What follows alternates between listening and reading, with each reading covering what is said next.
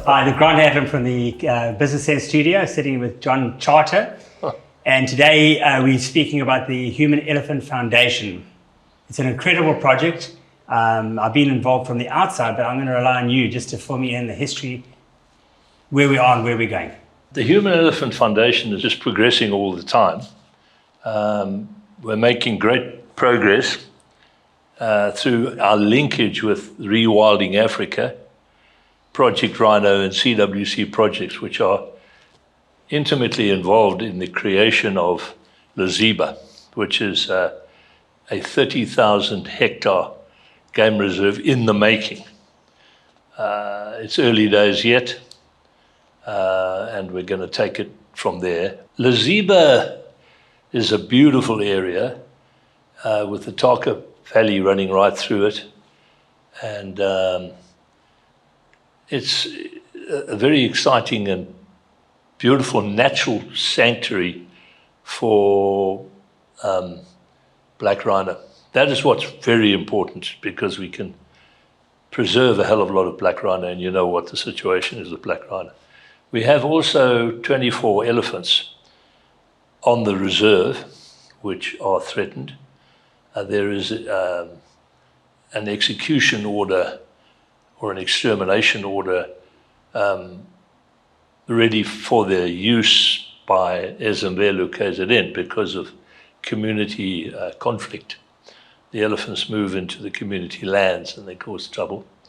So we are spending a lot of our time ensuring that they are kept away from communities. But what we really need to do is to fence the whole area off in time. The Human Elephant Foundation was the brainchild of Andries Botha,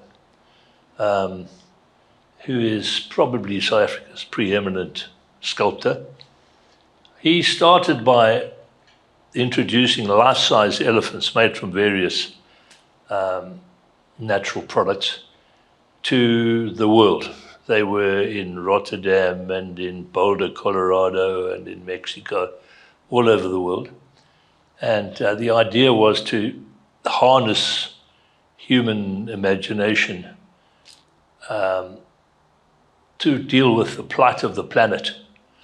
And, you know, if you suddenly see a life-size elephant, you're bound to ask, what the hell is that? And the reaction is, well, I'll tell you. He sort of press-ganged into me into joining him, which I did very willingly. And since those early days, we have enjoyed quite considerable success. Botha and I are the elder statesmen, I suppose you could say, of the Human Elephant Foundation. And we're soon to have Grant Foles and David White to come on board as two further trustees. We use the elephant as the symbol, if you like, of the Human Elephant Foundation, but we are interested in all animals, not just elephant, but we use the elephant as the world's biggest land mammal to symbolically represent the Human Elephant Foundation. Elephants and human beings have an extraordinary relationship. As a human being, you only have to watch an elephant to feel a great kinship. You just look in its eyes, and it's very similar to our eyes. They mourn like we mourn, and the whole thing. And Dr. Ian Player, who's had quite an influence on my life, was a firm believer in the fact that humanity owed its original existence to elephants. Because, as you know, humanity started in the cradle of mankind. And how the hell did human beings get from here to Europe? The answer, in Player's opinion, was very simple. There were huge elephant swaths, huge paths cut through deserts, through impenetrable jungles, right up to Egypt. And the elephants were huge, and there were big herds. And they are natural water diviners. They would go from waterhole to waterhole. So the human beings found it very easy to follow those elephant paths. So that is an interesting aspect. I guess you could say that I have a legacy in conservation in that my grandfather, A.E. Charter, started Louis Game Reserve, which is the oldest reserve in Africa. He was the Natal provincial secretary, and he proclaimed both Louis and Umfolozi. If you look at Memorial Gate, you'll see Charter, Powers, and Potter. So, I don't know, I kind of feel I have some sort of responsibility towards him. Ian Player, I had quite a good relationship with. He knew A.E. Charter personally, and he was responsible almost single-handedly for the preservation of the white and the black rhino, as you probably know. But I once, let's tell the story, I once arrived at Puzamanzi, which was his small farm near the Karkloof. And I arrived completely unannounced one day. And he said, "John, it's good to see you, man." So we shook hands, and he said, "Now I know why I got up at 3 o'clock this morning." I said, "What?" He said, "Yeah, I woke up at 3 o'clock and I took this book that he'd just written, something Body and Soul, Zululand Body and Soul, or something like that. And I wrote a foreword to you, saying you were from a special family and all that jazz. Now I know why I put it on the hall table at 3 o'clock in the morning." I mean, he didn't know I was coming. There are many ways in which the public can get involved in Loziba Wildlife Estate. They can be small donations, they can be big ones, they can be investments or whatever. And we will act as a conduit for those investments to make sure that they are appropriately dealt with. Is there a website where people can go to? Yes, there is, yeah. There's a Human Elephant website. All right, great. Which you can visit. Mm-hmm. And I'm going to put the website on the screen now so you can read it at the bottom of your screen. Okay. Get hold of John or the website, click through it.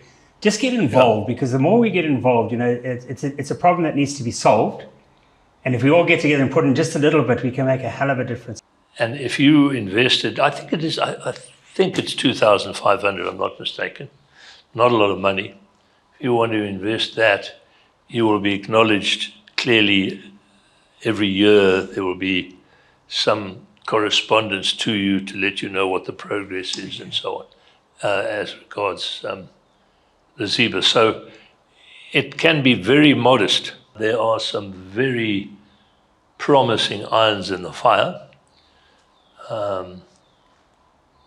The Charles James Lilishal Trust purchased Zukme, which was the first farm to be purchased, because someone had to start the ball rolling. So the Charles James Lilishal Trust was prepared to do that. They made a small investment in a farm, and that was supposed to be the first momentum, the first step towards developing momentum. We have a facility called Tangami on the reserve, which is quite extraordinary. It has, I think it's about 150 beds right now.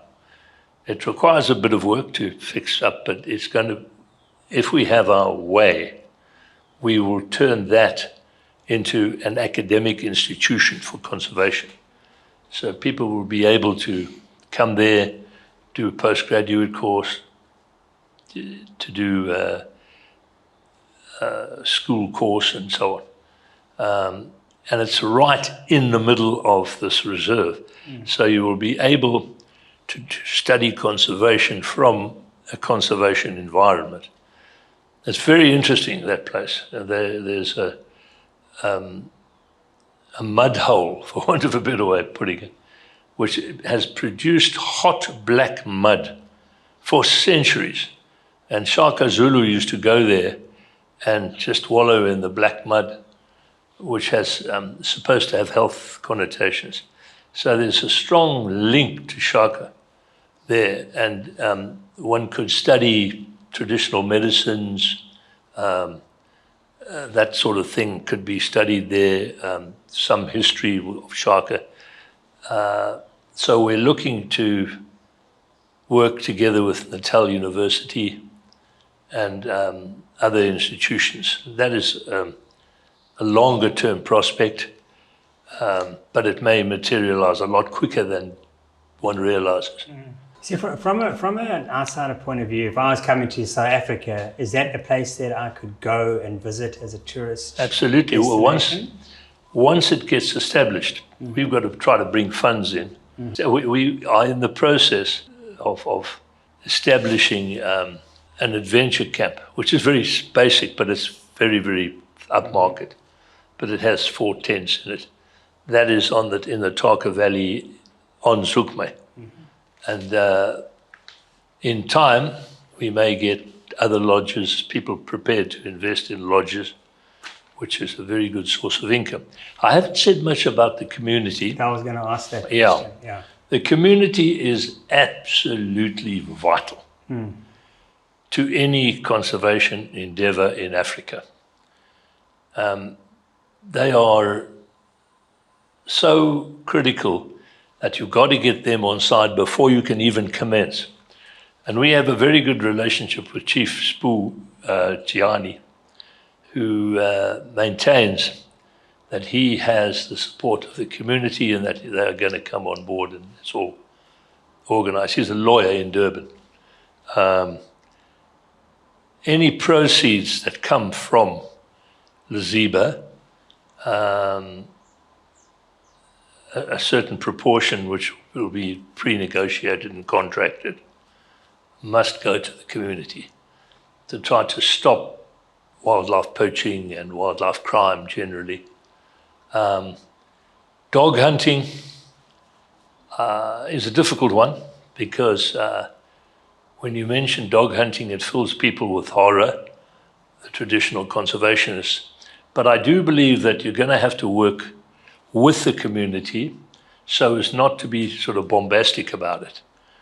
And there may well be a way whereby we can,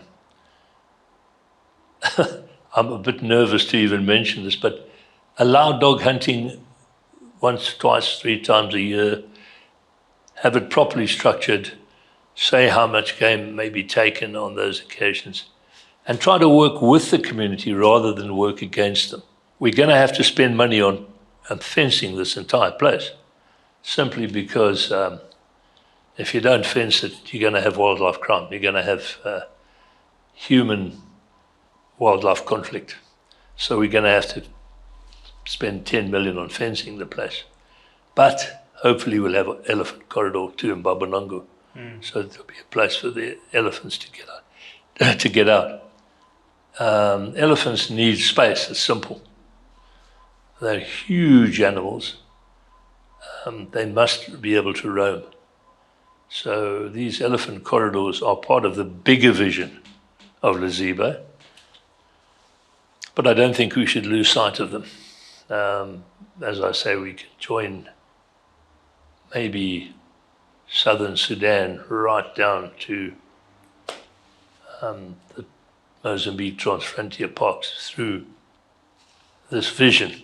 That's not going to happen overnight. I'm sure I won't live to see that, but it's worth endeavoring to provide the space that elephants need, because they're just such vast animals. But obviously it's a subject that we can, the more you open up, the more you think about Sure. it. Yeah. But what's important for everybody watching is that we all need a little bit of help.